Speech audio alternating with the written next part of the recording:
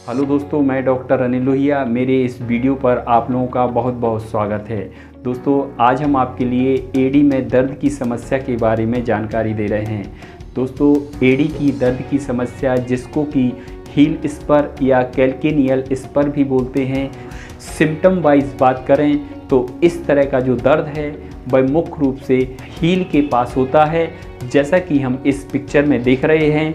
मित्रों, इस दर्द की शुरुआत अर्ली मॉर्निंग जैसे ही पेशेंट उठता है उसको महसूस होने लगता है। मित्रों, इसके क्या क्या कारण हैं, किस वजह से यह दर्द हो जाता है, कैसे हम इस दर्द को ठीक कर सकते हैं और वह कौन कौन से फैक्टर हैं जिनके द्वारा इस दर्द में बढ़ने की शुरुआत हो जाती है। लगातार आप हमसे जुड़े रहिए। चलिए वीडियो को शुरू करते हैं। दोस्तों, यह बहुत ही ज़्यादा पेनफुल प्रॉब्लम है, जिसमें कि व्यक्ति को सुबह उठते से ही दर्द हो जाता है।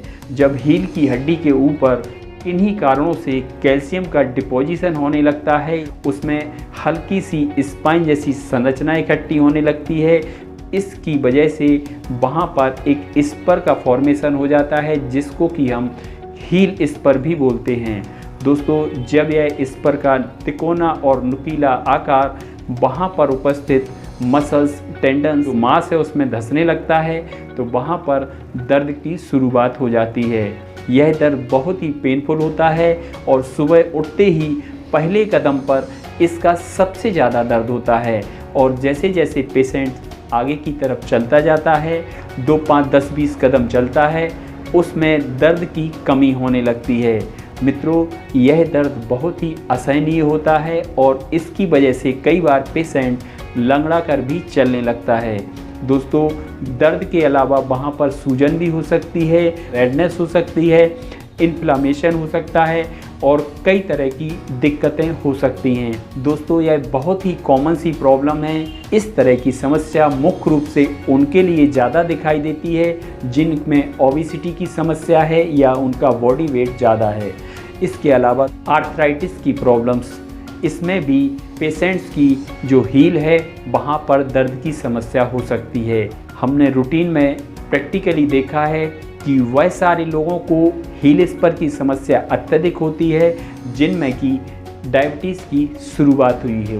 वो सारे लोग जो लगातार स्टैंडिंग में रहते हैं या जिनके काम लगातार खड़े रहने पर होते हैं, या जो स्पोर्ट्स पर्सन हैं जो लगातार दौड़ते हैं, कूदते हैं, जंप करते हैं या ज़्यादा पैदल चलते हैं, उन्हें भी हील स्पर या एडी में दर्द की समस्या हो सकती है। जो लोग अपने पैरों में जूतों के सही आकार का साइज वियर नहीं करते या ज़्यादा हार्ड सोल वाले जूते पहनते हैं, उन्हें भी हील स्पर की समस्या हो सकती है। वो सारी महिलाएं सचेत रहें जो ज़्यादा हील पहनती हैं, उन्हें भी हील स्पर की संभावना सबसे ज़्यादा है। कई सारी समस्याएं जैसे कि प्लेंटर फैसाई में भी, आर्थराइटिस के साथ भी हील स्पर या हील में दर्द की समस्या हो सकती है। दोस्तों, अगर लक्षणों की बात करें तो यह हील स्पर की समस्या में पेशेंट की हील में अत्यधिक दर्द होता है, उसमें इन्फ्लामेशन हो सकता है। सुबह का जो फर्स्ट मोशन है उस समय पेशेंट को सबसे ज़्यादा दर्द होता है। इसके अलावा अगर वह दोपहर में भी आराम करने के बाद चलता है, उठता है, तो उस समय भी पेशेंट को हील में सबसे ज़्यादा दर्द हो सकता है। हील की समस्या को डिटेक्ट करने के लिए प्लेन एक्सरे समस्या को क्लियर कर देता है। इसके अलावा अगर दूसरी भी समस्याएं साथ में चल रही हैं, आर्थराइटिस की समस्या है, गाउट की समस्या है, यूरिक एसिड की समस्या है या डायबिटीज़ की समस्या है, तो उसके इन्वेस्टिगेशन से भी प्रॉपर ट्रीटमेंट में मदद मिलती है। दोस्तों, कई तरह की दवाइयाँ, फिजियोथेरेपी और एक्सटर्नल क्रीम्स वगैरह उपयोग की जाती हैं, लेकिन मित्रों, जो प्रॉब्लम्स को जड़ से ठीक करने वाली दवाइयाँ हैं वह मुख्य रूप से होम्योपैथिक ट्रीटमेंट में उपयोग होने वाली दवाइयाँ हैं। दोस्तों, होम्योपैथिक ट्रीटमेंट के रेगुलर उपयोग करने से आपकी हील स्पर की समस्या जड़ से ठीक हो जाती है। दोस्तों, इसके लिए आप लगातार किसी भी उचित होम्योपैथिक कंसल्टेंट से जुड़े रहें, क्योंकि यह प्रॉब्लम धीरे धीरे ठीक होती है। अगर आप मुझसे भी कंसल्ट करना चाहें तो मेरे फ्लैश हो रहे व्हाट्सएप नंबर से आप कंसल्टेशन लेने के बाद ट्रीटमेंट ले सकते हैं। दोस्तों, हम अब आपके लिए वह प्रमुख होम्योपैथिक मेडिसिन्स के बारे में बता रहे हैं जो हील स्पर की समस्या में सबसे ज़्यादा उपयोग होती हैं। दोस्तों, हील स्पर की समस्या में सबसे प्रथम medicine Calcarea floor 30X bio combination medicine है। यह बहुत ही अच्छी दवा है और यह बढ़ी हुई डिपोजिशन को धीरे धीरे करके पूर्ण रूप से घोलने की क्षमता रखती है।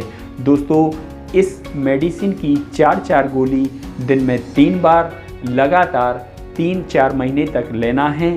इसके बाद पेशेंट्स को इसमें अच्छे से पूर्ण रूप से आराम मिल सकता है। दूसरी महत्वपूर्ण दवा है थूजा 200। दोस्तों, थूजा 200 की 2 बूंद या 5 गोली दवा रात में सोते समय लगातार लेना है और आराम मिलने पर इस दवा को 3 दिन के अंतर से रात में सोते समय लेना है। दोस्तों, अगली महत्वपूर्ण दवा है रूटा 30। रूटा 30 2 बूंद या 5 गोली दिन में 4 बार लेना है।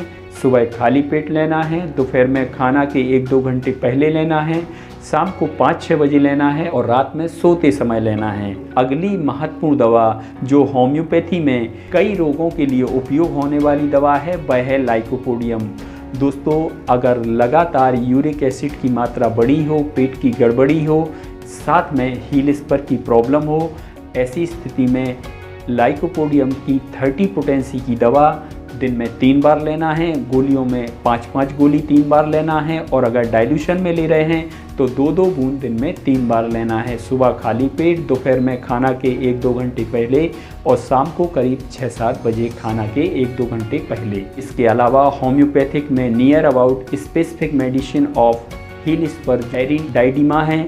यह भी 30 पोटेंसी में लेना है। इसकी 2-2 बूंद दिन में 3 बार लेना है या ग्लोब्यूल्स में 5-5 गोली दिन में 3 बार लेना है। इन दवाइयों के साथ में कैलकेरिया फ्लोर भी 30X लगातार लेते रहें। अगर पैर में सूजन है तो उसके लिए थोड़े से गुनगुने पानी में नमक डालकर अपनी एड़ी को 5-7 मिनट तक डालते रहें, जिससे सिकाई होगी और दर्द में तुरंत ही कुछ ना कुछ आराम मिलेगा। इसके अलावा सॉफ्ट तल्ले वाले जूते को पहनें, अनियमित सतहों पर ना चलें, इससे भी दर्द बढ़ सकता है।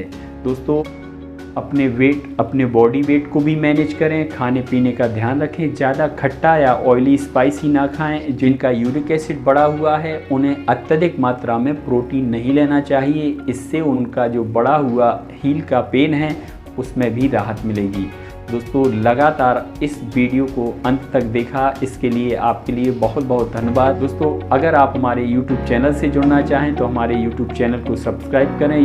दोस्तों, अगर आप हमसे कई तरह के सोशल प्लेटफॉर्म्स पर जुड़ना चाह रहे हैं तो आप इन सारे प्लेटफॉर्म्स पर हमसे जुड़ सकते हैं। वहाँ हम लगातार अवेलेबल हैं और जितने भी मेडिसिन से जुड़े अपडेट्स हैं वहाँ हम आपको शेयर करते रहते हैं।